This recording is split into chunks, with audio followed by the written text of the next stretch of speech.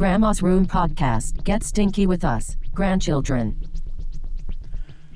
Oh, grandchildren. It's episode 30. It's 2 days after Fistmas. We're getting into it. We're going to get stinky. Getting sloppy. Getting all sorts of adjectives. We're getting shit on our fingernails, I can tell you that. Mm-hmm. We have a fuck ton of stuff to get into. We're talking about Russian hacking, Elvis meeting Richard Nixon, a bunch of space news, Nashville bombings, World War I Christmas truce, North Korean Blue House raid, and I have a time travel theory I want to get into. Actually, you want to get into that first? The time travel theory? I'd like to do that last. Okay. You want to go first with one of your stories? Like the North Korean Blue House raid? Yes. Let me switch to my notes, Daddy. Yes, Queen. Spill the tea. Okay. We're going to get straight into it, boys and ladies. Let me turn this audio up real quick. No, okay. Yeah, that's much better. In my ear holes. Oh. Are you ready for a story, Ben? Yes, Queen. It's about an assassination plot against the South Korean president in the 1960s. So, in 1961, Park Chung-hee gained power in South Korea through a coup and held power as a military strongman until he actually won an election in 1963. So he won that election, stayed in 4 years, and then he got reelected in 1967. And then in the same year, the new North Korean Unit 124 of the Korean People's Army was given the mission of assassinating him. And obviously, it's not like they were traveling to each other's countries, so they had to have a group of commandos go into South Korea and try to get into his house to kill him. So, this was probably largely supported with the fact that America was, deeply involved in Vietnam at the time. Things were ramping up, and I think when they attacked, it was when, it was either the Battle of Quezon. No. It was, what's that huge attack they launched all over the country in Vietnam? The Viet Cong launched it, No clue. Fuck. I'll think of it throughout here sometime, probably. But it was they're, fuck, why can't I think of the name? The episode's going to shit already. I'll just keep reading my notes. But, yeah, so they thought that America wasn't really... They probably weren't going to come to South Korea's aid because they were preoccupied. Yeah, with a bunch of stuff. But, the KPA Unit 124 was comprised of 31 elite officers who were trained for 2 years, and for the final 15 days of their training, they rehearsed the Blue House raid over and over again, which was the assassination raid. The unit was heavily trained in infiltration and exfiltration, so getting in and out of the country undetected. Yeah. Which obviously later you'll find out they weren't taught enough apparently. Weaponry, they were taught. Navigation, airborne operations, so jumping out of planes. Amphibious infiltration, so coming in by the ocean. Pretty much any way to get in. They were trained in hand-to-hand combat with an emphasis on knife fighting and concealment, which I think just means either hiding or concealing weapons. Some of their training was very hard and consisted of activities such as running at 8 miles an hour with 66 pound rucksacks over rough terrain, and would often result in frostbitten feet and lost toes. Holy shit. Yeah. And they were all... Okay, yeah, so they would often leave them with frostbitten feet and lost toes. We had a sound problem with my puppy barking. But, yeah, they were also made to sleep on corpses to toughen them up and make them fearless of death and, I guess, dead bodies. I have a question. What? Where did they get the corpses to practice on? I mean, they probably had dead people everywhere, dude. It was communist countries. Also, it's North Korea. That's what I'm saying, political prisoners or... Oh, I shit. guess. I didn't think about that. I don't know. They got the dead bodies somewhere. Yeah. But, on January 16th, 1968, Unit 124 left Yonsan, North Korea, and on the 17th they crossed the DMZ at 11 p.m., which is the demilitarized zone between the two countries. Okay. They cut through the U.S. Army's 2nd Infantry Division's fence, weren't caught, and by January 19th at 5 a.m. they set up a camp on the Simbong Mountain. At 2 p.m., 4 brothers with the last name of Wu were cutting firewood and stumbled across the unit.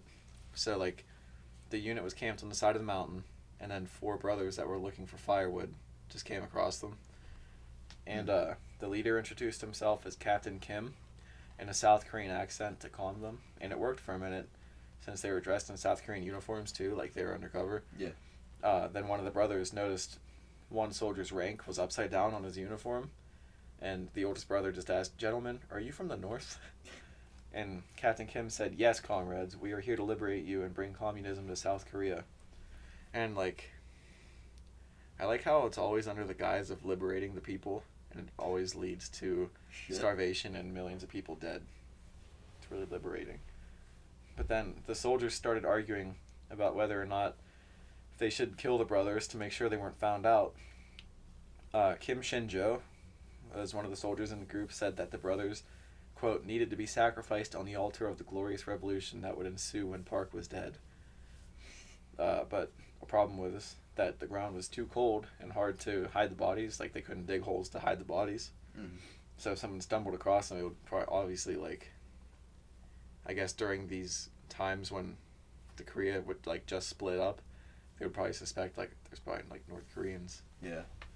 But, so Captain Kim, whose actual name was Kim Jong-un, not Un, it's U-N-G, lectured them on the virtues of communism and the unity of the North Korean people, and he also promised them a place in the government that would form after the mission was complete in South Korea.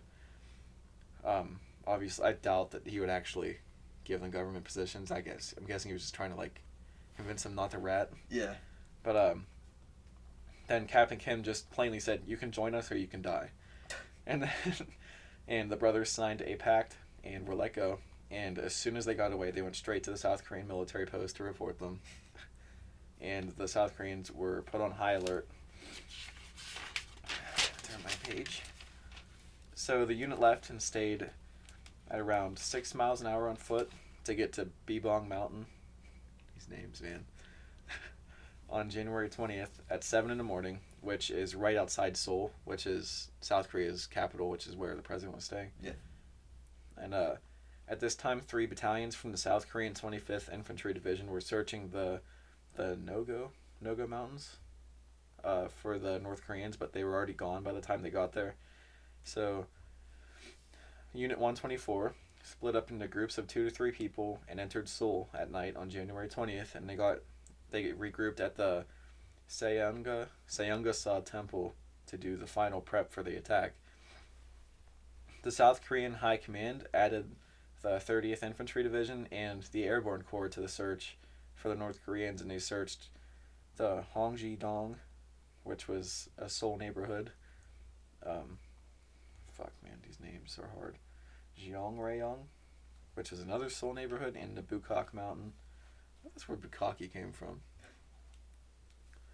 But the security had been increased all throughout the city. Obviously, the president was in the city. That's where he lived. Yeah. The unit had recognized that their plan wouldn't work with like such high security everywhere. Mm-hmm. So they had to come up with a new plan. So they changed into ROKA uniforms, which is the Republic of Korea Army. Okay. That's what ROKA stands for. And they changed into the local 26th Infantry Division uniforms, which they brought with them. So they were, like, super prepared. Yeah. They marched the last mile to the presidential palace, and on the way, they passed several police and ROKA units and weren't stopped because they were undercover. Yeah. They just looked like regular soldiers. And then at 10 p.m. on January 21st, they were stopped and questioned by the police chief, Choi Gayashik. And when he got suspicious, he drew his pistol, and one member of the unit shot him. And then they started shooting and throwing grenades, and a large firefight broke out. God damn. So pretty much it was just like, they got caught, and they were like, we're going to do this, I guess. Yeah. And then they tried to move to the presidential palace, because they were, like, super close at this point. Mm. And but the South Koreans had heavier weapons. They had a tank and way more troops. Then the troops just kept flooding into the area because it's, like I said, presidential palace in the capital during obviously like crazy times in Korea. Shortly after they split, so like there's troops everywhere, and I think there's like some American troops there too. Okay. And after a few minutes of intense fighting, the commandos started running away. Some going towards the Inwang Mountain, some towards Bebong Mountain, and Uish Kongbu, I think that's how you say it. City in South Korea's Gyeonggi province. One commando was caught, but somehow managed to commit suicide. During the firefight, a bus full of civilians drove through the middle of the firefight, and almost 24 passengers were killed. Holy shit. Yeah. In total, 92 South Koreans were killed, but the commandos came nowhere close to assassinating Park Chung-hee. They were stopped, like, they didn't even come close. I guess technically they got close to his house, but physically close, but not, like... Yeah, there's no way they would have done anything. I feel like the mission was kind of doomed from the start. Yeah. Because apparently there's like a South Korean accent and a North Korean accent. Okay. But it's said that Captain Kim spoke in a South Korean accent, but I don't know.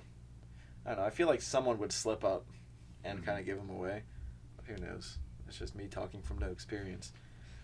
But on the 22nd of January, the ROK Army's 6th Corps launched a giant operation to capture or kill the remaining commandos and soldiers, and the 92nd Regiment 30th Infantry Division captured Kim Shin-jo. He had been hiding in a civilian's house close to the Inwang Mountain. And then Bwamdong, I think that's another like neighborhood, and on Bukak Mountain. 4 commandos were killed by the 30th Battalion and the Capital Defense Command. On January 23rd, the 26th Infantry's Division's Engineer Battalion killed a commando on Dobong Mountain. On January 24th, the 26th Infantry Division and the 1st Infantry Division killed 12 by Seonggu-ri. On January 25th, 3 were killed by Songchu. I think that's another neighborhood, Songchu. And finally, on January 29th, 6 were killed by Papikong Mountain. Commando Kim Shin-jo was captured, and Pak Jae-kyung made it back to North Korea. So, like, they didn't finish their mission, and one of them made it back. So, yeah. That's the story of the Blue House Raid. I'd heard about it listening to another podcast called, like, I think it's called Dictators, or Real Life Dictators. Pretty good. But yeah, that's my story. My story, and I'm sticking to it. It's a story, and I'm sticking to it, brother. So, you want to get into one of my stories? Yeah. Alright. So I did the Christmas truce of 1914 because I figured how appropriate would it be for our first Christmas episode. And so, let's get into it. Let's get stinky. Ooh. At the beginning of World War I, many people thought that the war would be finished before Christmas came around. But obviously, it lasted a lot longer than past the Christmas in 1914. And the weeks preceding Christmas in 1914 had been particularly awful because of the huge amount of rain that had fallen over the Allied and Axis lines, which, the video I watched, I can't remember when the battle you were talking about. I think you said it was in France, and a bunch of shelling broke some of the water lines, and like... Passchendaele.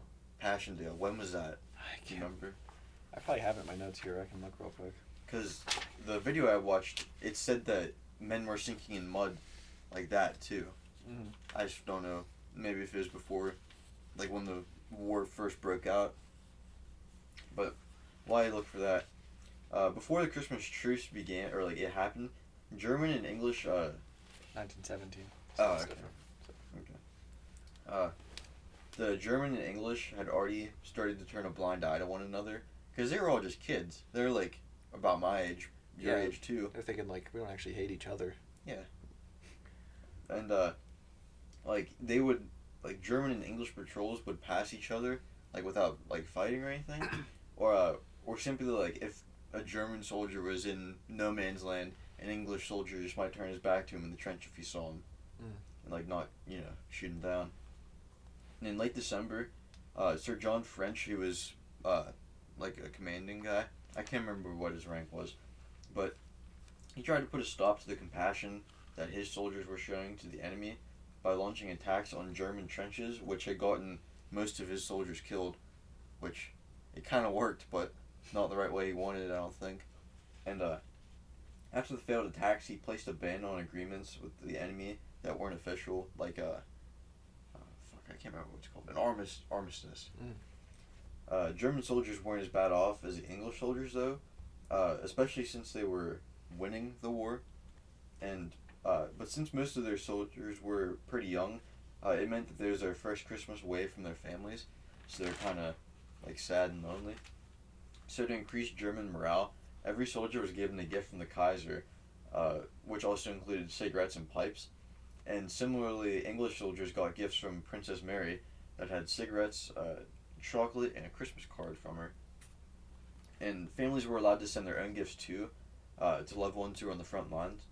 And the rain finally stopped on Christmas Eve of 1914, and the trenches were finally dry, because before then there was like water all through the bottom of the trenches like most of the rest of the war.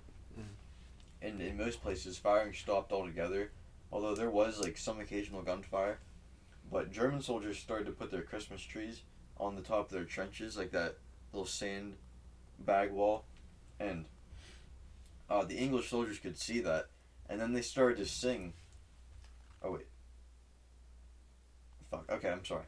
And then the Germans started to sing from their side, and the English thought that they were trying to pull a trick on them, like trying to draw them out. And Sir Edward Hulse told his soldiers to start singing to drown out the Germans who were singing Silent Night. So at this point, it's a battle in song. But after long, both sides started singing songs like Good King Wenceslas and Auld Lang Syne in one like unified group. And then men from both sides of the trenches came out to make a truce with one another and like greet and talk to each other. And some men even walked into no man's land waving newspapers as a white flag, like saying "Don't shoot." But not everyone was as peaceful. Like one English trench responded to German caroling with machine gun fire, and actually killed some of the German guys who were unarmed. And Belgian and French soldiers weren't as loose with their agreements. They just allowed each other to get the bodies like of their friends out of the middle of no man's land, so they could be buried, like given a proper burial.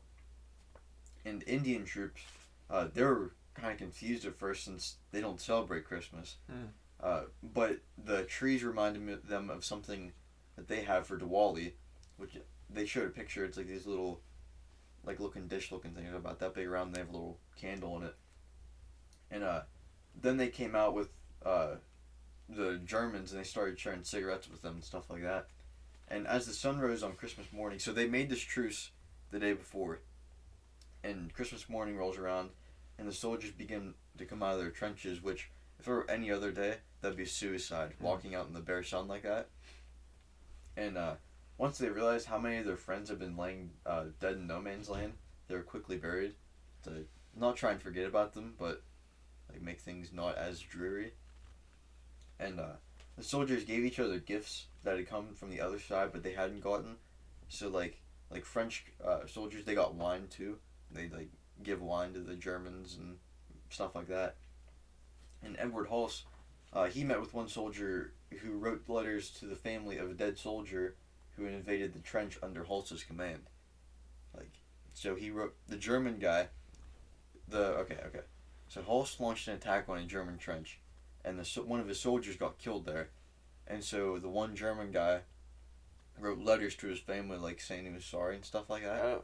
Oh. And he gave him to Hulse, and in exchange, Hulse gave his own scarf as a token of his appreciation, and then the other German guy, he also gave him a pair of his gloves that he got, just so that he didn't have anything, or since he didn't have anything else to give him. And at one point, the men started to play football with each other, despite the craters in the ground. I don't know how fun that'd be, but I guess it'd be way better than fighting each other. Yeah, and getting shot. Yeah. But both sides used some men to learn valuable information about the enemy trenches too, so it wasn't all just fun and games. And some of them even repaired their trenches. Oh, nice. Yeah. And Hitler was in the war at the time too, because he served in World War One, and he was discouraging his fellow soldiers from celebrating, and he also skipped their Christmas service that they had on Christmas Eve. Hitler was kind of known for being like a Debbie Downer, right? Yeah, an uptight asshole. Most places ended their truce by having officers meet in no man's land, shaking hands, and then firing their revolvers in the air, just kind of saying like, "Hey, we're done, hoss." But some places had agreements all the way up until New Year. Yeah. So that's like what? It's like a week. 6 or 7 days of having fun. But the Christmas next year was much more different because the people in charge of both armies, they didn't want like people growing close to each other.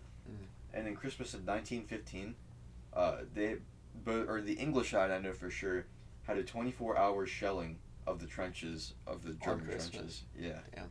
And they had men who tried to make armistices. They were court-martialed. Yeah. Which, I don't know if that's fair or not. They just wanted to break from killing, I guess. Yeah. What? Like 18, 19-year-olds didn't want to kill anymore. Yeah. Court-martial. Yeah, it's kind of fucked.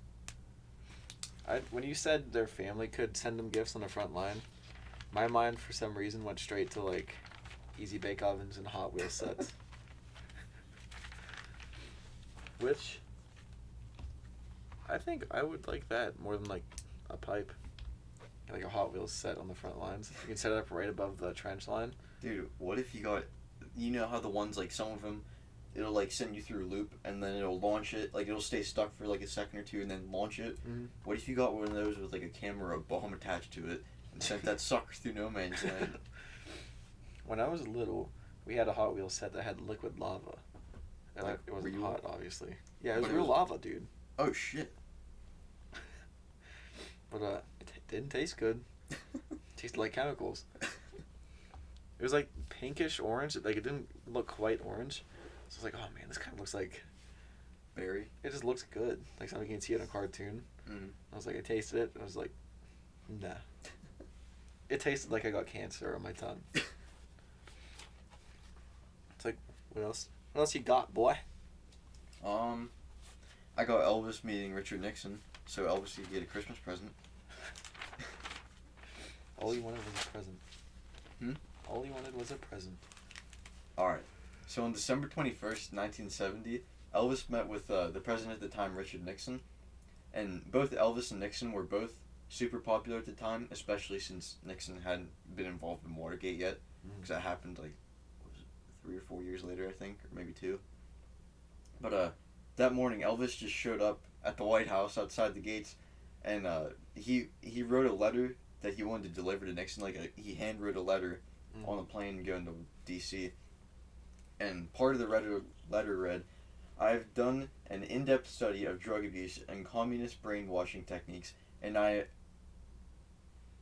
am right in the middle of the whole thing, where I can and will do the most good." And he also said, quote, "I would love to meet with you just to say hello if you're not busy." Which, the communist thing, he was in the army from 58 to 1960. I was about to ask, how is he right in the middle of it? Yeah. So that's that's what kind of got him interested, I think, this kind of stuff too. Especially guns.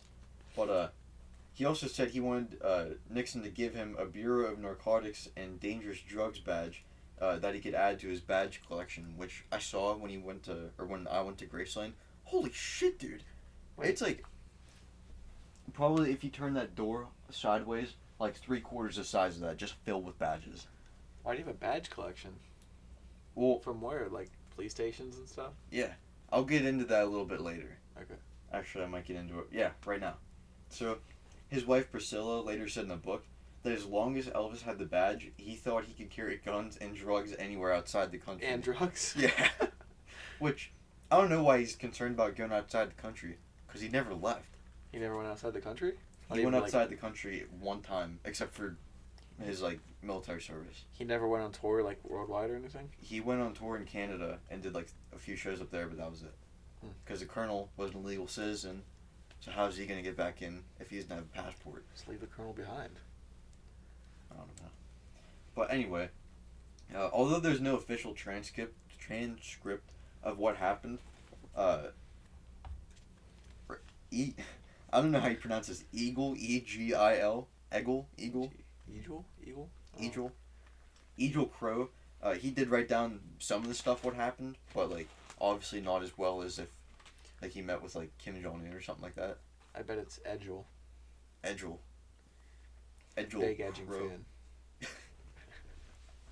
fan.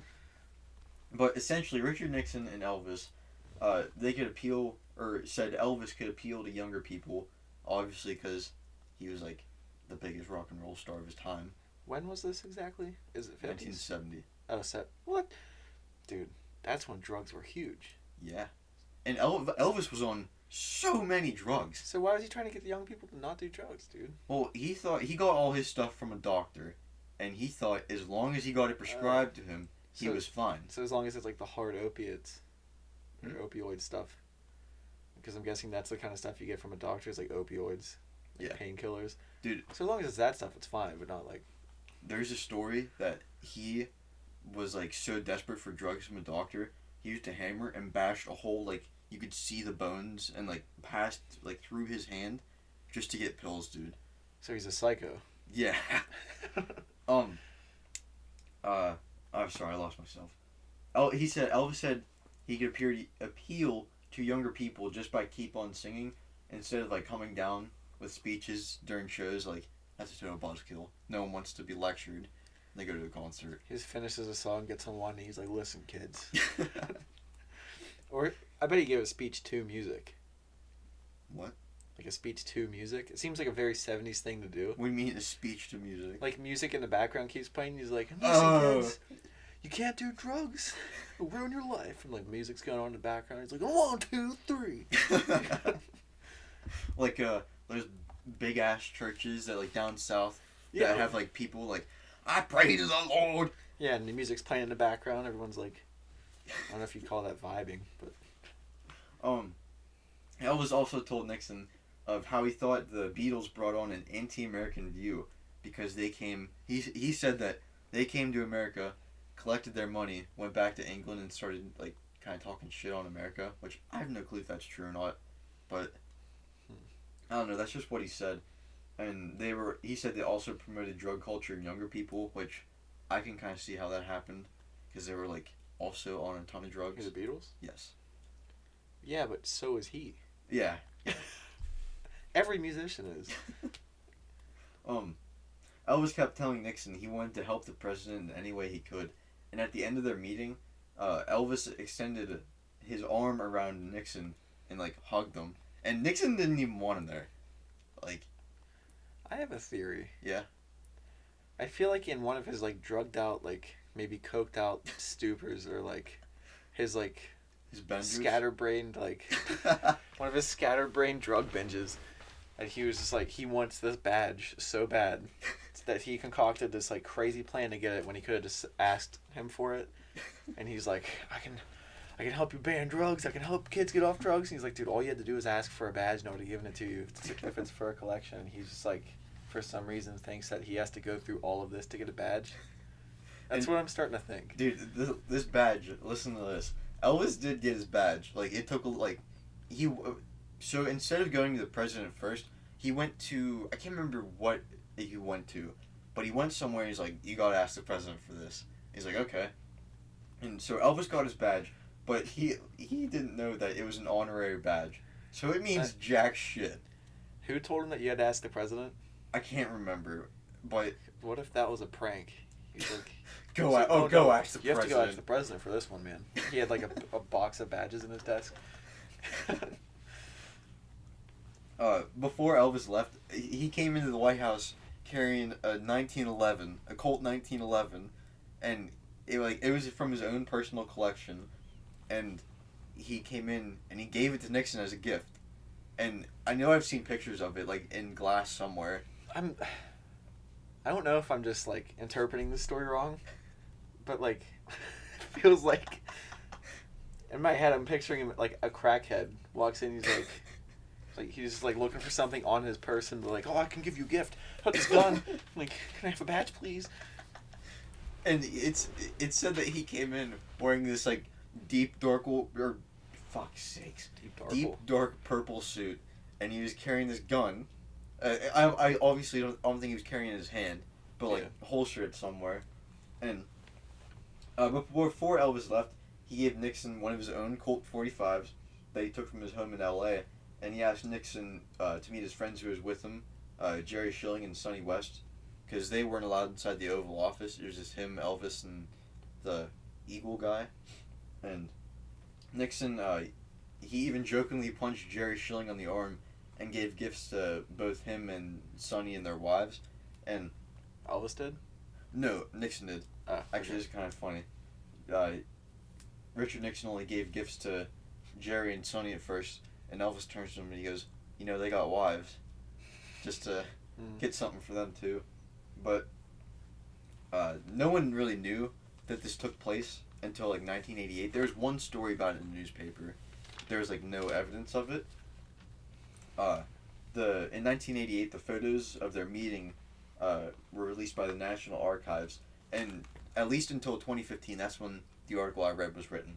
It said that their pictures together remained the most requested picture of all time from the National Archives. Really? Mm-hmm. It said that 8,000 people, when they were released, requested a picture of them, which I thought was kind of cool. I think I remember seeing something about that on Drunk History. Yes, I think that was like on one of the first episodes. Was it? Jack Black was Elvis. Yeah. Is this when Elvis was like big? Like physically big? No. Oh, okay. This is when he was still like... Yeah, he was still mellow. No, I mean... I get what you mean though. He was not... He wasn't chunky yet? Yeah, he wasn't thick boy. Chunky Elvis. Thick boy Elvis. Yeah, but dude, the longer I was listening to that story, the more he just seemed like a crazed drug addict. Dude, Elvis was kind of a weird guy. He seems like it. I'm really leaning on that theory that all he wanted was the badge and he just made some crazy like plan to get it. Whenever we went to Graceland, they have like a bunch of stuff. Like you go into Graceland, you take a tour with an iPad and John Stamos is leading you. And then you John Stamos? Yeah. And then you go back across the street and you go check out his cars and like some of his jumpsuits and stuff like that. And then they have just a bunch of stuff that was in his house. And one of the things that they had was a TV that he shot downstairs in his basement. The bullet hole's still there. It's pretty cool. But he got mad at the TV and shot it. You serious? Yeah. So he's a loose cannon. He had a car that wouldn't start. It was a Pantera. And he shot the steering wheel because he was fighting with someone. And he got mad and he was going to leave. And the thing wouldn't start. So he always had a gun on him and was always very excited to use it? Like, I'd say probably from like maybe 65 on. Probably, yeah. Seems like a very like... Wild card. Yeah. Like a very volatile man. Like the kind of... Yeah, I'm not going to go there. What? Never mind on that one, boy. I'm going to make a domestic abuse joke, but I don't want to. Which I guess saying that may be just as bad. Yeah, and less laughing at it. It's a comedy. Well, can we hear about some space? Yeah, sure. I titled this page of notes, Japan Asteroid Rocks. Come back. Japan Asteroid Rocks.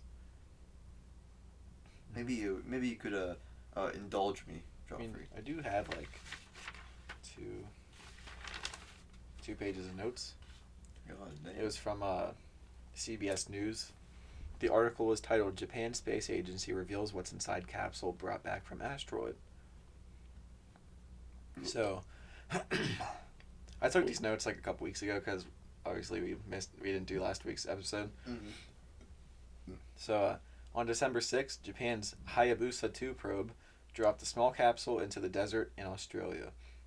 it contained what JAXA, which is Japan Aerospace Exploration Agency, they said it was an unspecified amount of sandy black particles, and they said it's obviously from Ryugu, which Ryugu is an asteroid that was over 190 million miles away from Earth, and the probe collected samples from the asteroid's surface as well as underground on it, so like it drilled down into the asteroid as well.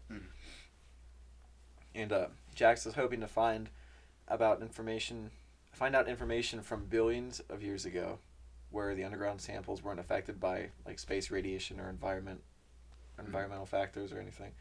And they also hope to learn about organic materials that could be in space, and if they could be related to life on Earth. I'm sorry, I got blown my nose. Okay, I'll keep going. Sucker's getting runny. But after about a year of JAXA studying the samples, they are going to be shared with NASA and other space programs. The probe launched in December 2014, and it landed on Ryugu while it was 185 million miles away from Earth. Ryugu means Dragon Palace in Japanese, which was just like a quick side note. And the next asteroid sample to be returned to Earth will be from the near-Earth asteroid Bennu from NASA's OSIRIS-REx mission in 2023. And I got information from asteroidmission.org. It says about OSIRIS-REx, which Ben, since you're coming back, OSIRIS-REx is NASA's mission. They're going to be returning with more asteroid samples in 2023. Okay. Wait, from the same asteroid that JAXA got? No, it's that one was called Ryugu. This one's called Bennu. Bennu, your name, Ben. But they said OSIRIS-REx seeks answers to questions that are central to the human experience. Where do we come from? What is our destiny? Asteroids, the leftover debris from the solar system formation process, can answer these questions and teach us about the history of the sun and planets. Bennu, the asteroid, may be able to tell us about very early history of our solar system, and also may contain, quote, the molecular precursors to the origins of life in the Earth's oceans. So, like, if they found organic materials in space, other life, that means there could be other life. Like, it's another step in that direction, which would be pretty sweet. It'd be tits. It is also a very potentially dangerous asteroid because it has a relatively high probability of hitting Earth in the early 22nd century. So like 90 years from now. And... Wait, did you say the 22nd?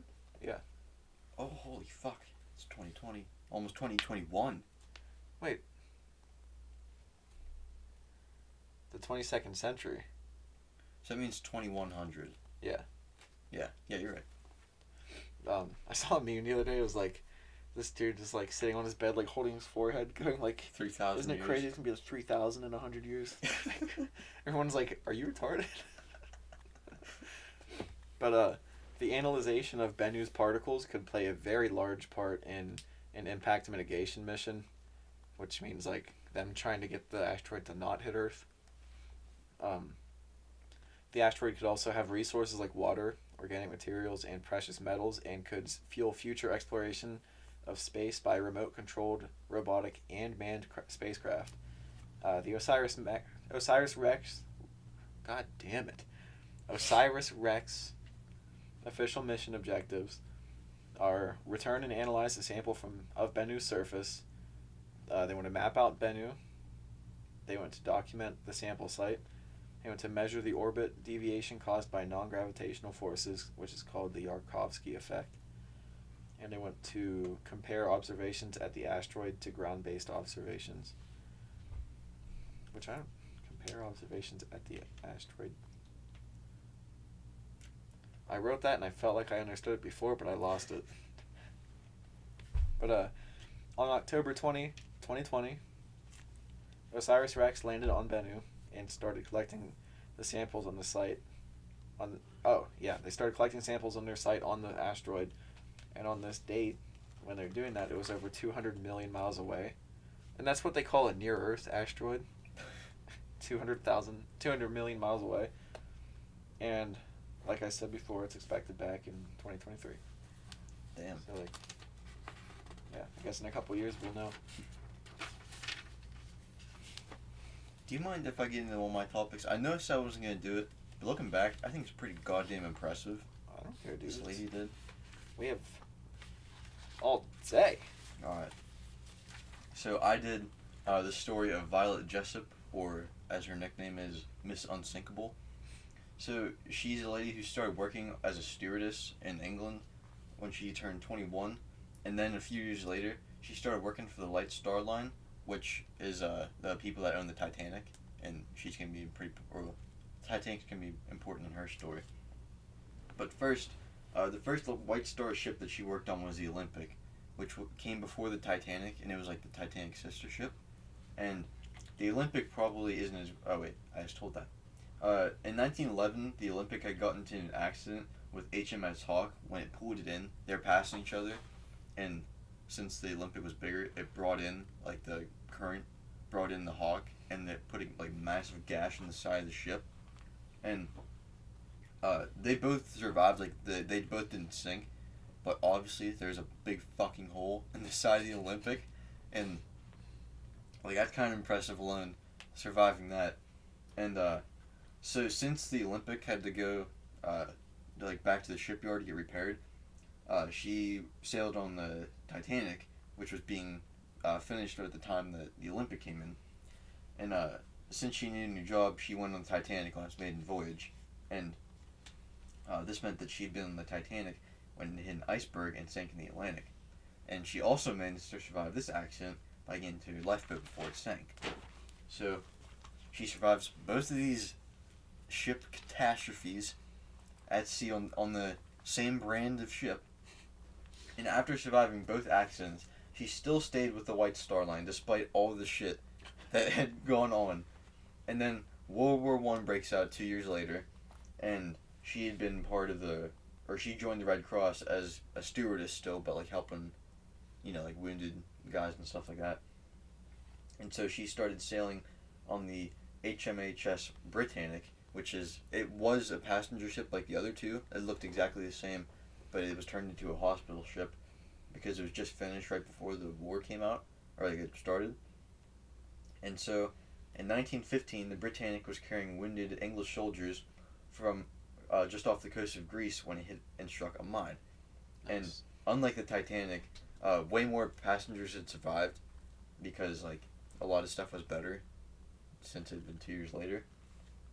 But Violet had also, or almost not even, survived this sinking because the Britannic's crew launched boats before the captain said to, and it was sinking, and its propellers were still on because they were trying to beach it so that it didn't sink, and they were trying to move still.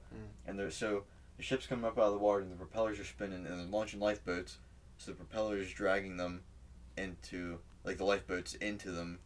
So it's like just a meat grinder? Exactly. Jesus. But they turned off the propellers just as like they're about to hit them. Oh, so nobody actually got hit by the propellers? Oh yeah, some people would. I'm just talking about this lady's boat. Oh. But some lifeboats were chopped up in the water, but as it... Fuck. Way she fucking goes, boys. I know. But this set of stories has earned her the name of Miss Unsinkable. Which, obviously, like, I think it's pretty goddamn impressive.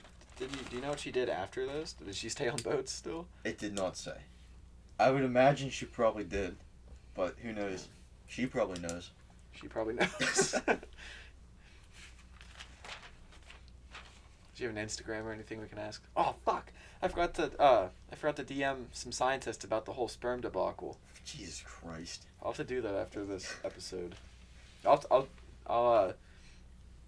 I'll try to get Neil deGrasse Tyson to answer me about my time travel theory too.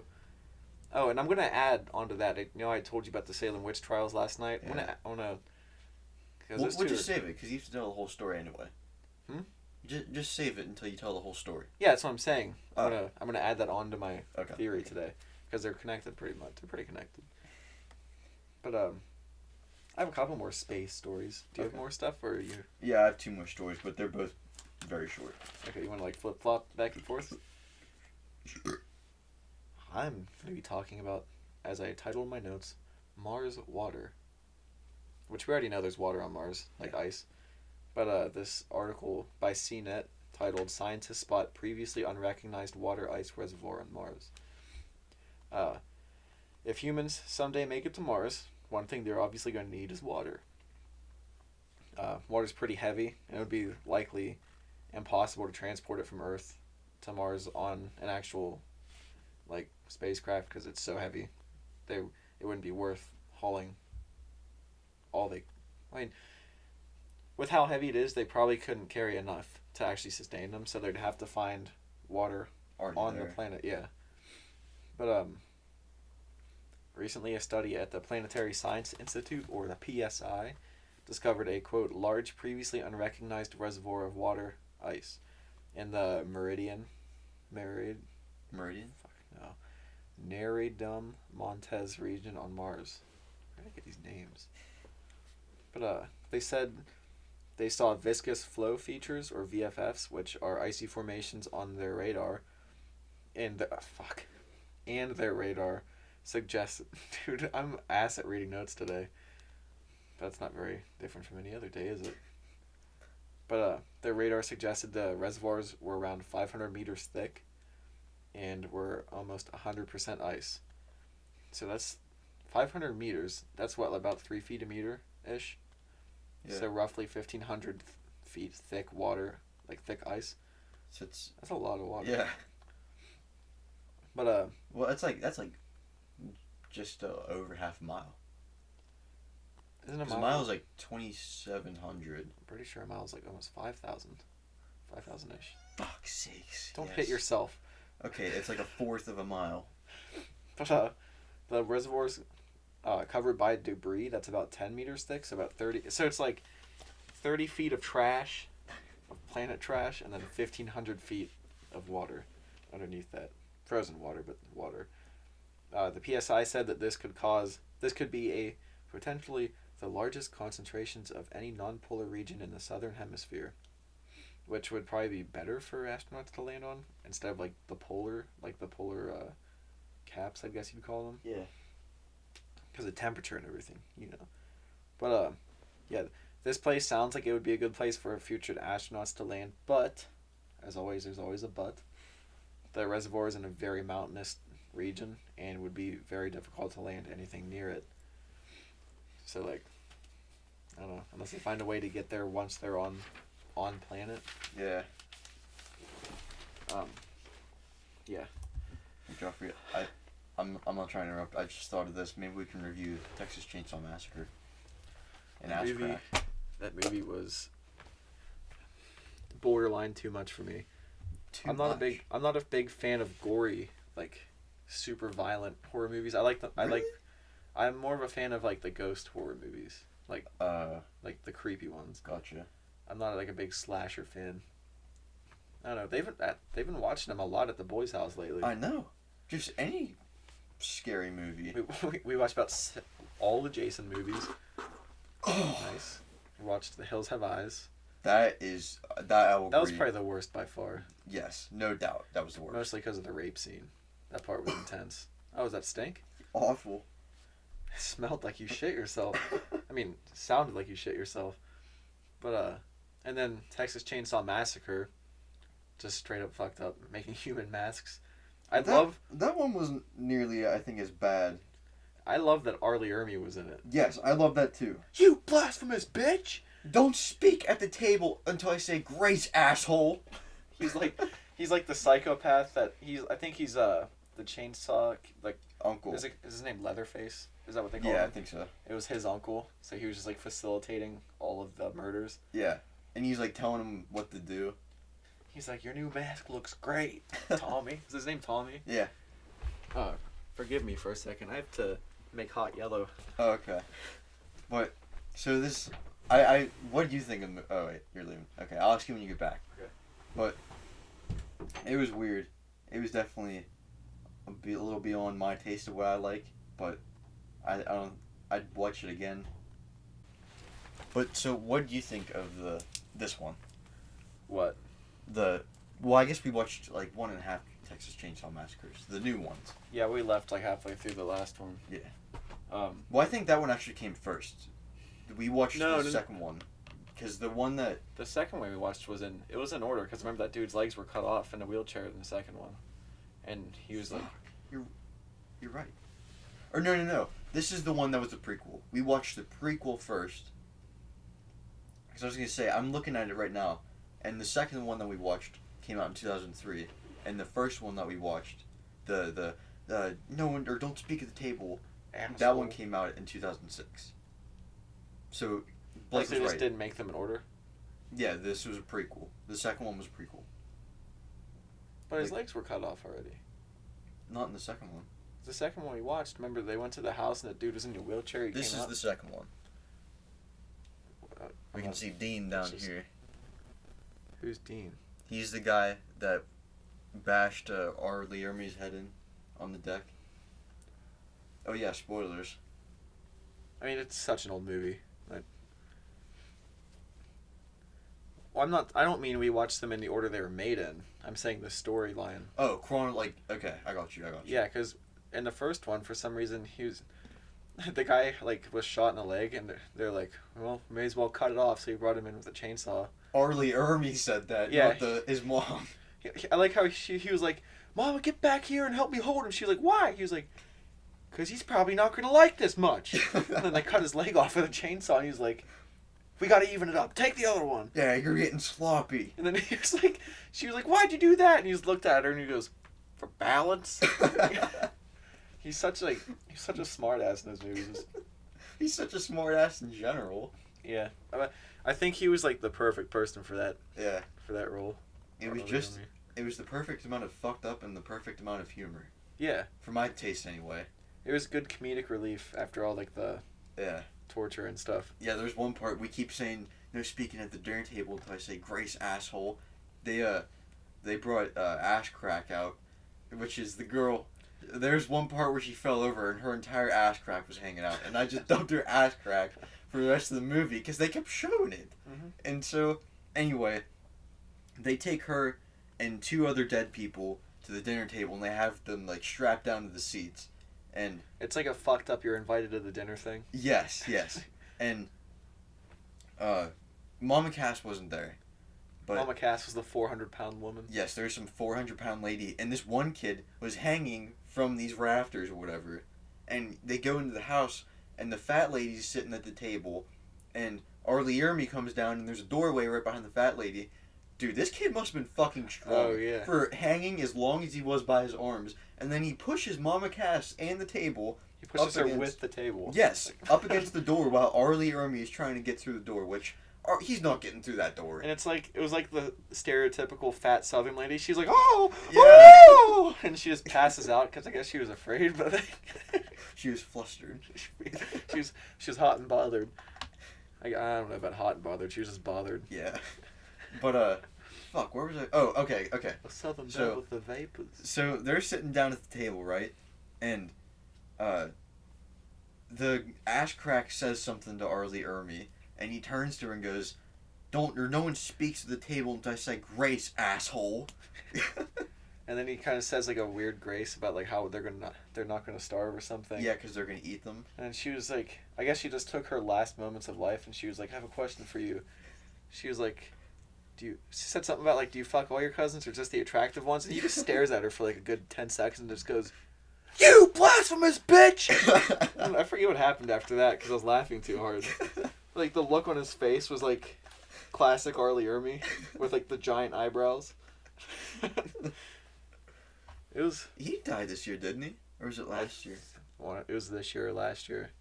Kind of sucks. Yeah, it very sucks. I heard they tried to get him for Range 15. Remember that movie? Yeah, you have.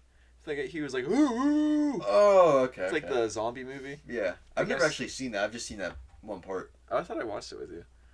They tried getting him for that movie, and I think he said he was sick of being the stereotypical Marine, so he's just didn't yeah, I do mean, it's his entire career is just. Well, he was actually a Marine, wasn't he? Yeah.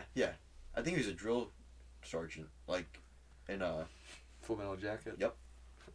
That would explain why he was so good at that one. Yeah. But yeah, it was. How many slurps would you get out of 10? How many slurps out of 10 would I give it? Yeah. His role or the movie itself? Movie. I'd probably give that one a 6 or 7 slurps. Yeah. He definitely made 5 or 6 of the slurps for the movie. I think Mama Cass probably made like half a slurp. Half a slurp. Although she'd probably take like more than 10 herself. Yeah. But see, I liked the movie because he was in it. But like, the insane like, fucking Tommy strapping that guy down and like slicing off his arm skin and everything. oh yeah, he's like digging in his muscle and like ripping it out, and Ass Crack goes down there while Tommy's upstairs, and he's like, "You gotta cut off my arms. I can't feel them, baby." Did he say that? Well, he said, "I can't feel my arms. Cut them off." Not the baby. Oh, he told her to cut them off? Mm-hmm. Oh, I didn't hear that part. Yeah. I just thought he kept going, "Get out of here, get out of here." And he did say that hid too. under the table That while he was he's being strapped ripped on. apart with a chainsaw. Yeah, Leatherface sticks the chainsaw through the table, and it's like about to hit her. But Yeah, and then she just gets to sit there and watch him hiding, make a mask out of her boyfriend's face. yeah, It was fucked up. Yeah. The mask did look good, I have to say. He didn't look prettier than he did. dude, I was really thinking Ass Crack was gonna get out of there alive, but she didn't. That was the first one. How'd that end? Oh, she got killed in the car. Yeah. Yeah, okay. Yeah, she gets so. I called it, but I knew like there's no way in reality this would happen. But so she escapes. She didn't hear a door shut or anything. She escapes his house, right? And Leatherface is chasing her, and they go to a meatpacking plant, and he finds her, and then she runs away from him and gets in the car and starts driving. And obviously, what's the one thing a movie or a horror movie is gonna end on? Someone in the back seat. Mm-hmm. And she's driving down the road, right? And he kills her, and there's a cop car pulled over, and she freaking macks the cop, and the guy standing outside the car, and Leatherface just walks away. He was in the back seat, and then did he start the chainsaw and put it through the seat? Yes. Is that how it worked? Yes, he put it through her crack and gave her a much bigger crack through her whole torso. She had a very long ass after that. But you want to get back into some Gonna stories? crack like a river gorge. She didn't have an ass crack. She had a gorge. You want to get back into our stories? Got a little off topic there. But yes, let's get back to our stories. So we have bat wings. You want to hear about solar sails?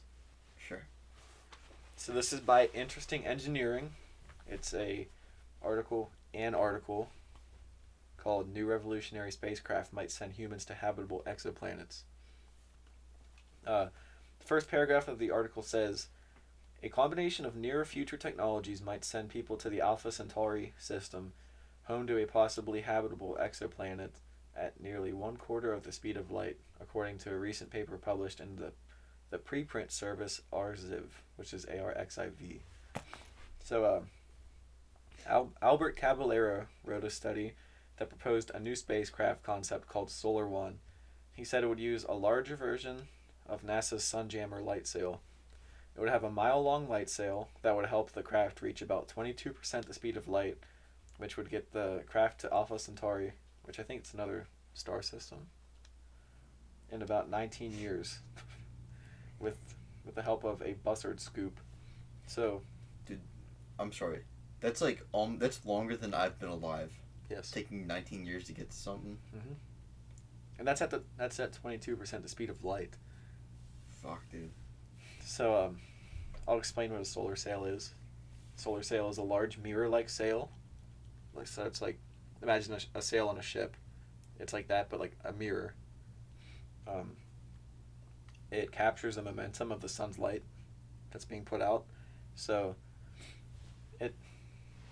it's a mirror, so it reflects the light.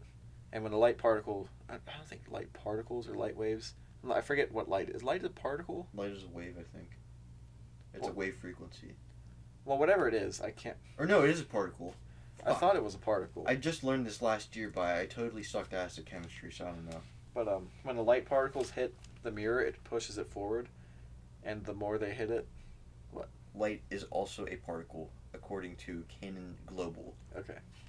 So when those hit it and reflect off, it's like look, I'm holding this paper here. I hit it, it moves forward. Yeah. It's like that, but the more light hits it, the faster it keeps going. It just keeps gaining speed and gaining speed. You know what they call that? Acceleration. Yes. And also, the U.S. Navy's Compact Fusion Reactor, or CFR, could be used as an aid in the propulsion. The CFR is still in development, but the concept is to smash atoms together to create energy for propulsion, which I'm not even going to try to understand that science. But right now, no fusion reactor can make more energy than it consumes, but they must be hopeful because the majority of their plans for upcoming space flights include a nuclear reactor to be used. So the U.S. Navy's D-Star Bussard scoop has said that they're going to use the light sail combined with the Bussard scoop to help get there. The Bussard scoop looks kind of like a big radar dish, and it's pointed so that the big part opens on the front of the craft. So it's like it literally just skims protons from space. So like as it's moving forward, it's like a big basket catching like particles, and it turns those into nuclear energy somehow. Under a picture of the concept, it says the Bussard interstellar ramjet engine could scoop interstellar hydrogen from space and turn it into propellant mass. So I guess they're going to be scooping everything that they can, but they're trying to get hydrogen because somehow it makes more energy or something. Well, I know that hydrogen bonds the easiest because it only has one. Yeah, one atom to give up. Yeah, I don't know. Dude, I don't know this stuff. That's the only thing I learned from chemistry last year. I understand basic chemistry, like very, very basic chemistry. That's it. I'm trying to wrap my head around this stuff without getting too into the science because there's no way. I don't know it. There's no way. I would have to go through like 10 years of college to understand it. And there are some limitations to the Bussard scoop, though. They don't know how many protons could be scooped up. And the part of the craft that scoops them up would most likely create drag because obviously it's huge on the front. So it might slow it down more than they want it. Plus, how would it not get ripped off if it's a big dish-looking thing? Like if it's going at... How fast did you say the thing's moving? It would be at a quarter of the speed of light. Okay. If it's moving at a quarter of the speed of light, how's that sucker not getting ripped off? I mean, there's no atmosphere to create drag unless you're hitting particles like that. So I don't know if I don't know. It's still in development. They're still trying to figure it out. Yeah. I'm not sure. Like, it's not like... You know how if you see a space, like a capsule coming in through the atmosphere catches on fire, that's because the friction of actual matter hitting it. That's not of the atmosphere, I guess. I guess there's not enough of that in space to cause that. Oh, okay. Or there could be. I have no fucking clue. I don't know. But, yeah, they would also have to get protons to actually engage in nuclear fission or fusion to propel the rocket. So they're trying to build it right and actually get it to work right. And I don't think they have either of those nailed down yet. But it's pretty cool. Like, if we could see people start going to other star systems, that'd be pretty sweet. But, yeah. I have, like... two more stories left, so if you want to get into one. Alright. So, I learned about this actually from my AP Gov teacher, because we're talking about right now, about, like, Congress and how, like, what they do and how it works. And he was talking about a congressional hearing about this thing I'm going to get into. So, back when all this COVID shit began, back in March, Russia hacked into the company, I think it's Solar Winds. Yeah, that's what it is. Okay, Solar Winds, which, for those of you who don't know, they are the ones that protect, like, the Department of State's Homeland Security, Commerce, and the Treasury, and also the National Institutes of Health, or National Institute of Health. And this is very scary because they protect everyone's social security number and nuclear launch codes for our missiles are on there. Is Solar Winds just like a cybersecurity firm? Is that what it is? Yeah, I think so. Okay, because I didn't really understand what their company was. Yeah. And so they managed to get into the Solar Winds password. Do you know what the Solar Winds password was? It's Solar Winds 123. The one that's protecting our whole infrastructure. Yes. Our country is protected by Solar Winds 123. Can you imagine just being some dickhead like 16-year-old and you're like outside their building, you're like, wonder what this is. Solar Winds 123. Holy shit! And we just found out about this, like, well, I wrote this, like, last or maybe Wednesday, and by the time that I wrote that, it was like 2 weeks ago that we knew about it. But we don't know what they've had access to, like what they've seen. Do they know for how long? 9 months. Fuck. That's a lot of time. Yeah. And so, like, now, like, all our social security numbers could be compromised. Like, they could have seen our nuclear launch codes, which I feel like they probably would have done something by now. But who the fuck knows? Who knows? But naturally, there's going to be a congressional hearing about how solar winds managed to be such fuck-ups, and like how they can make the easiest possible password to be hacked into. Our passwords for Grandma's room are 1 billion times more secure than that. Yes. Like fuck's sakes, dude. For Grandma's room, a podcast that has like 5 listeners. Dude, our teacher, he was like, does anyone know what the solar passwords or solar winds passwords was? And just being a smart ass, I went, is it 1, 2, 3, 4? And he goes, son, you are so close. And I was like, what? Oh my god. Is it bad that like I've pretty much given up on protecting my privacy? I pretty much resigned to the fact that anything I do on my phone or computers that somebody's being gonna see monitored. it. Yeah. I think it's bad, but I mean everyone else does it. So. Well, I mean, like it's probably not good that we've just given up on trying to not have people see it. Yeah. I do have to say, whoever sees my search history is going to be scarred for a very long time. I can promise you that. Dude, can you imagine if they find Strike Fire? Was I not supposed to talk about that? No, I didn't think about that. You haven't even seen Strike Fire. You've seen a couple videos from it, but yeah. You're not old enough to see most of them. Strike Fire pretty much is like a group chat that we try to send the most shocking videos in that we make. And Ben is not currently a part of it because he's not It'd old be child enough porn. yet. Well, Or not child porn, but there's some videos of like nuts in there, and we're trying to just play it safe. I'm not gonna say who the participants are, but yeah, it's just with the boys, you know. yeah. New bit goofing. We can't be the only one that does it. Only ones that do it. No. If we are, I don't know. God made us special, Dorothy. That's all we can say. God made us special. He made us in His image. Do we look like God? Do we look like God, Papa? My figures were chiseled my gods chiseled me into the features of Michelangelo. Or Michelangelo's David. Is that a quote? It's a very loose one from what? Sonny. When he was calling Frank ugly. Like, you, however, well, you're a pit of despair. You're ugly. And you'll never, ever be on that billboard. Is that with the modeling contest they're doing at the bar? Yeah. That's an old episode. Mm-hmm. God. So is that all you got on Solar Winds? Yeah. I didn't do a whole lot of research because I just went off he said. But I did look some stuff up to fact check it. This is interesting. These times. Yeah. Want to hear about NASA Canada? That's NASA? my title for these notes again. Asada? NASA. Asinine. This is by Futurism. I got this from the article. NASA says it will fly a Canadian to the moon. No spacesuit or anything. They're just launching a guy into the moon. Out of cannon? Nice. NASA and the Canadian Space Agency, which is the CSA, just made an agreement that says the CSA will help NASA with its future Artemis missions if they would take a CSA astronaut to the moon. Like, because the Artemis missions are, like, missions going back to the moon. Did you just fart?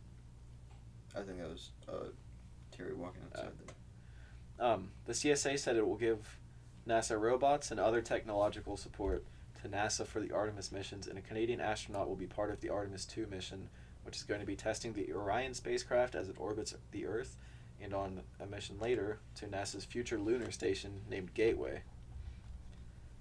Navdeep Bains, who is Canada's government minister of innovation, science, and industry, said, "This will make Canada only the second country after the U.S. to have an astronaut in deep space, and send the first Canadian to the moon." Which I hope this leads to more countries like competing to get people into space. Why? What do you mean why? It seems. Because the more people that, because like competition fuels innovation.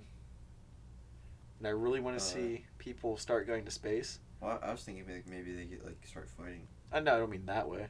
I mean I want to see people so desperate to get to space that they start creating this crazy stuff, and we start seeing people go far and actually living on other bodies in space. I don't, that's not what I meant. Oh, wait, what? But more on Gateway. This is from NASA's website, nasa.gov. So this is not bullshit, bro. Official. This is real shit. OG. OG. Actually, GOV. Gateway is going to be... That was a horrible joke. Sorry. What? Never mind. GOV? Gov. Yeah? That was a bad joke. That's all I'm saying. I understand that. Gateway is going to be an outpost station that will orbit the moon. It will be useful for future trips to the moon's surface, as well as a staging point for future deep space exploration. So we have the ISS orbiting Earth right now. They're going to have another station orbiting the moon. Oh, damn. Wait, how are they going to do that? Because I learned this in 8th grade. The moon has a sixth of the gravity that we have. So how'd that work? I don't know. I guess I'll just put it closer to it or something. I don't know. I don't know how it works. I'm not a scientist. I'm not a scienceman. But, no, I'm not a spaceman.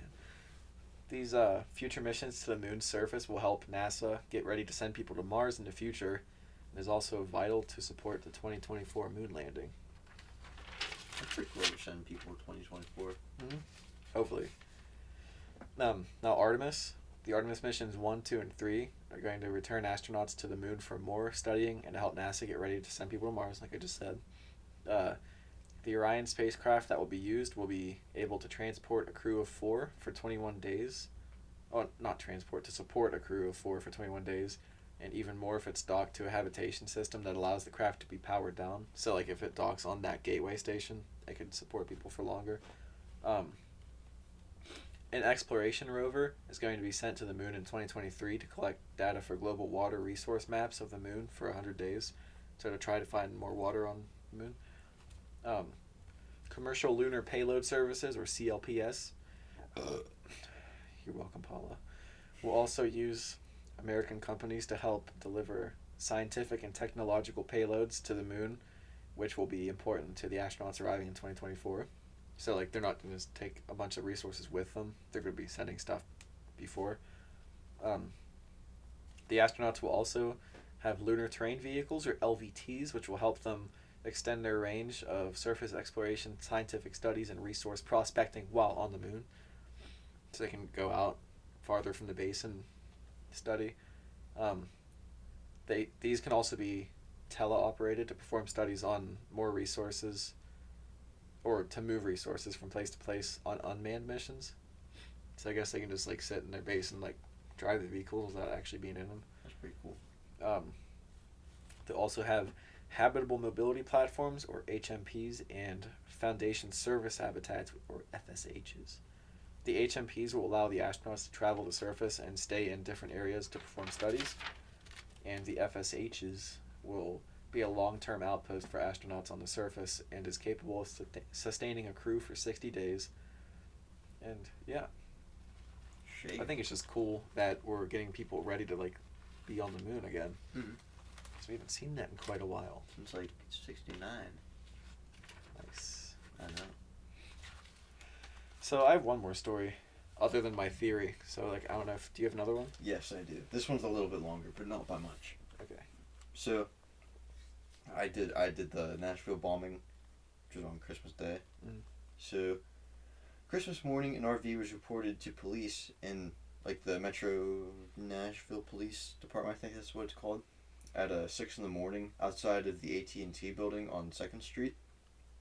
And when police got there, where other civilians had been, or they heard the quote, "Evacuate now. There's a bomb. A bomb in this vehicle.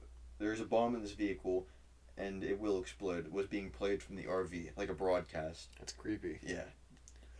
And as the hazardous devices unit were on their way, the RV exploded before they got there. And police aren't sure if anyone was inside the RV, like when it exploded, but they did find like tissue, what they believe could be from a person. So that could mean that, like, I don't know if like a hostage was in there, or the guy or lady who did it was in there, or what. But the RV was first seen at 1 a.m. on Christmas morning, and thankfully no one was killed, at least outside of the RV that we know of. But there were some people injured. I think it said there's 3 people who were injured, and police have concluded that the attack was done on purpose. Like, it wasn't just... Oh, yeah. If there's a voice saying this bomb's going to explode. Yeah. Nashville will be locked down until, actually tonight. I think it said 4 or 7 o'clock, somewhere around there.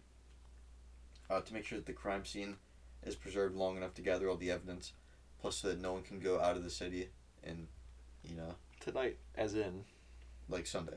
Sunday, okay. Just because this will be coming out, like, tomorrow. Yeah. 2nd Street, where the explosion took place, is also going to be closed much longer than Sunday, however. That's what I think it was their mayor. They didn't say in the video, but I think that's what the mayor said.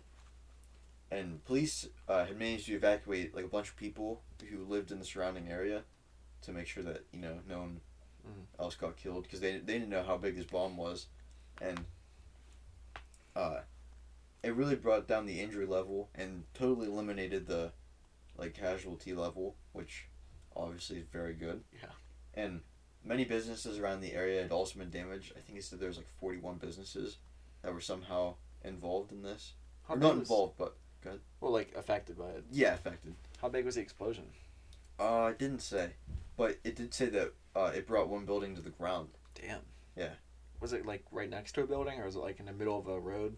The pictures I saw, it looked like it was alongside a park or a sidewalk. Now, was there no security cameras or anything anywhere that? Yeah, there's video of it. They didn't see anybody, like, hop out of the thing and run away. I didn't watch the videos of it, but I don't know. I'm actually gonna bring that up right now if you want to watch it. Because I feel like they should have seen, like, the point where it actually drove up and just stopped, and if someone ran out or stayed in, so they could actually see if somebody was in it. 16 hours ago, a person of interest in Nashville bombing identified by authorities. Oh, really? Yeah. Here. Oh. I don't know if you should play that on... I don't know if we could play that on our thing. So, wait. That's like an older... Yeah, they reported it as a suspicious vehicle because it's sitting in the middle of downtown outside AT&T. Was it parked or was it just in the middle of the road? It was parked. Oh, I didn't realize that it was, like, actually in the middle of, like, the city. Yeah. I, for some reason, pictured, like, a suburb somewhere. I think there's a video of it. Is there plain video? Is it just showing that one picture? I'm starting to see, like, debris and stuff from after the explosion. But, I can't get over, like, the creepiness of, like, the voice being played from it. Dude, fuck that. Like, do you know if it was an automated voice or was it, like, an actual someone's voice? They said it sounded automated, like it was just being broadcasted. Like a computer going, like, this vehicle will explode. I guess, yeah. That's creepy. Yeah. It's good that nobody was killed. Yeah. Unless there was somebody in it, but... At least no, like, other bystanders or anything were killed. Yeah. I hope they find the dude or lady who did it. Yeah. Fuck them. Especially on Christmas, dude, like... I'd say especially any time. Yeah. Yeah. Well, you wanna leave the darkness of that story? Yeah. And go to Pi Earth? Pi Earth? Mm-hmm. Pi Girth? Pi Girth. This is by Science News for Students, which is right up my alley, because this appeals to my You're the demographic. thinking level, I guess, for science. The article is called Meet Pi, a new Earth-sized planet. Orbiting a dim red star about 185 light years away from us, scientists have discovered an Earth-sized planet. The actual name is K2-315b, but people were calling it Pi Earth because it orbits the star every 3.14 days. So technically that means that a year is 3 days. Oh shit. But obviously pi, the number is 3.14. Pi pi. Scientists don't know how warm the planet is exactly, but they estimate it's around 368 degrees Fahrenheit. So it's a nice hot boy. Yeah. They discovered it while looking through data of NASA's K2 mission that ended in October 2018. And Prajnal Nirala thinks it's likely too warm for life to live on, but they don't know if it has an atmosphere or how the inside of the planet works, like how we have our core. It's hot. So the 368 degrees is just an estimate of how it would be if it were, like, quote, a simple dark ball heated only by its star.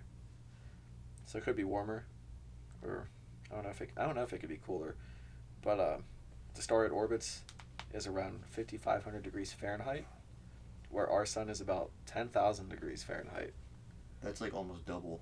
Ours is almost double. Yeah.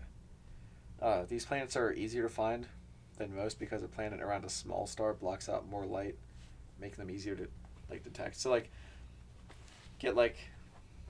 to explain that, get a bright light, and then move a basketball in front of it, and then get a smaller light and move a basketball in front of that light. Obviously, the smaller light, you're going to block more of that light out with the basketball. Yeah. It's just they just added that in the end to say the planets around the small stars like that are easier to find. Because obviously it creates more of a disruption in the light. Yeah, that's all I had for that one. It's a nice short but Let's hear about your time travel story you keep talking up. My time travel theory. This is going to go back into the Salem witch trials, my friends. My theory... Oh, fuck, no, it doesn't go back in there. What? I'll go into both theories, but obviously my first theory completely negates the Salem witch trial part. I'll explain. So, I was just driving the other day, and you know how some people say, I think really deeply in the shower? Yeah. It's driving for me. Okay. My mind goes to some weird places when I'm driving. Okay. That's where I thought of the sperm with magnets. Yeah. But well... What? You just pulled out Aunt Carolyn's driveway. What was the other theory I talked about? Balls and... No, it wasn't. It had nothing to do with the magnets. Let me look real quick. I think I wrote it down. Fuck. Hang with me, because you're going to want to hear this theory. Anybody listening? Yeah, they may not made it past Texas Chainsaw Massacre. I mean, if they did, good for you. Because we're at an hour or 25 minutes. If I don't find it in this next 5 seconds, then... Oh wait, you put it on Instagram probably. Oh yeah. Well, I'll go. The idea is that I think deeply in my car about some fucked up stuff. Oh, it was the human centipede, with shitting out diamonds. Oh, yes. That theory, but I was just driving, and for some reason my mind went to time travel, and my theory is that what if it's not a physical thing? What if it's not you get in a time capsule or a time machine, you know what I mean? It's not like you get in a time machine and you literally travel to another time. Mm-hmm. And they say that time's not actually linear. It's just how we perceive it. It could be that everything that will ever happen in our lives all happens at the same moment. Okay. So imagine you have this is the way I understood. Imagine if you have a grid of 5 lines horizontal, 5 lines vertical, and it goes, these are all, each point is a time in your lifetime. All of those are happening in the exact same moment, but you're just perceiving it you're going along the grid. But so my thought was, what if time travel isn't physical, it's mental, and you can get your mind to go to different spots in time, and that's why you have deja vu and stuff, because what if in your sleep or something you've accidentally, the look on your face right now, what if you've accidentally traveled through time in your mind to another spot in your life where you're well, this seems familiar right now, when you said this, I've experienced this before. Have you ever had that feeling? Yeah. What if that's why? But then last night, you and I we need to figure out either what substance or what activity triggers that part of your brain so you can start time traveling. Okay. But my other thought last night when I was driving home, I saw, because the way this driveway that I passed was like, it was like really high up. Yeah, it goes like up to the right, like their driveway's up on a hill. Yeah. And I saw the headlights of this new Ford truck, and it just looks like a circle with two C's. But they're like right angle C's. Yeah, and it's just these bright lights, and they're like LEDs too, so they're super bright. Yeah, and it just looks like 3 little strips of light on the front of this truck. And there's like these little orange lights all over the sides of the truck too. Yeah, but I was thinking, like 30 years ago, people would have never thought that headlights would be like that. And then I thought again, I was like, people back in like the Salem witch trial days, if they saw cars at all, they'd probably think that it was like black magic or like the heresy. Heresy. But like, then I started thinking for some reason, what if the people who are accused of being witches in the witch trials were actually time travelers, and they got caught doing some time travel shit, but they couldn't reveal it because then that would mess up the timeline. So they're like, we got to go along with this, and like, yeah, I'm a witch. Sorry guys.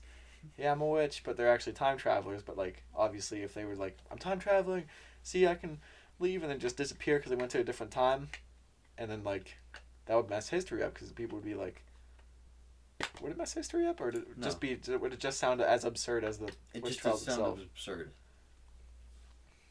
Well, the look on your face Joffrey, makes me feel like a dummy. I have one thing to kind of pop your theory. Those ladies didn't really admit it. Like, they didn't admit it, and if they did, they just went in jail. Then a lot of people didn't admit it because it wasn't true. If you admitted it, you would live, right? Yes. You just go to jail. But if you didn't admit it, then you were killed. So when you say... Well, what if some of the time travelers were stubborn? I'm not a witch, I'm a time traveler. They're just picky. Yeah. Well, either way, I think both of those are bullshit. But I'd like to see them come true someday. Can you imagine if, like, I came up with these theories, just, like, pulled them out of my ass while driving, and someday, somehow, they became, like, true scientific theories? Like a true scienceman. I'm a scienceman. Stupid science bitches couldn't even make I more smarter. Oh, boy! Do you have anything else today, dude? Absolutely not. I think we should call it a wrap. I missed doing this. Me too. Missed it last week. A good time this morning. It's what I look forward to every weekend. It's currently 11:43 in the morning, Ben. Woo! Okay. Follow us, Instagram, Grandma's Room Podcast. Spotify, YouTube. Follow us on YouTube. We're on Rumble now. Rumble. Trying to probably make a Parler account for the thing too. We're just trying to like reach out everywhere we can, get more reach. Quit picking at it. Sorry. He's picking at the sound shit on the wall and it's coming off. It's getting all bent. I was picking at it because it was coming off. But anyways, yeah, follow us on all those. We have Spotify playlist. We have Grandma's Crimbistry, which is probably out of date by now. Yeah. We have Grandma's Saloon, like old outlaw country. Grandma's Guitar Case, which is rock. Grandma's Trap House, which is rap. What else do we have? Grandma's Jukebox, like classic, like 50s, 60s music. That's it, I think. I think so. Playlist. Oh, we have Grandma's Opium Den. Like, oh, yeah. Like vibing music. That's one of my personal favorites. Yeah, so follow us. We need to get started on this next project. You know what I'm talking about? Yeah. GB. Yeah. But, yeah, we'll just leave it at that for now. Well, you say it every goddamn week. I don't think it matters. Well, I'm trying to tease it, but we actually need to do it so that I'm not teasing nothing. Yeah, well, I think it's more of a summer project now, because I don't know about you, but I don't want to film outside in the cold, dude. No, I thought we were doing something. I thought we were... Oh, the book? Waiting. Yes. Yeah. Yeah, okay. We'll just tease it that much. We'll tease it a little more each week until it's like just out. But yeah, we need to do stuff. We need to make more videos. We were going to make a video last time I was here. I even have the whole bag of Smarties for it. Yeah, you had to hide it from the boys. I ate like 2 packs of the Smarties. Oh, God. Sorry, it's blasphemous. What the fuck have you done? I'm a blasphemous bitch. But yeah, thanks. Thanks for tuning in. Stay golden, boys and girls. Stay dripping. And thank you, Paula, for the Grandma's Room cups. Yes, thank you. My Those mom got were- me some pretty tits Grandma's Room mugs for Christmas. They have our logo, and they say "Stay Golden" under the logo. Aunt Carolyn hasn't gotten hers yet. What? Aunt Carolyn hasn't gotten hers yet. What do you mean? She was gonna get one. Oh wait, she saw you open hers. Yeah. Or she saw you open. Yeah. All right. Well, anyway, stay golden, grandchildren. Thanks. Drip.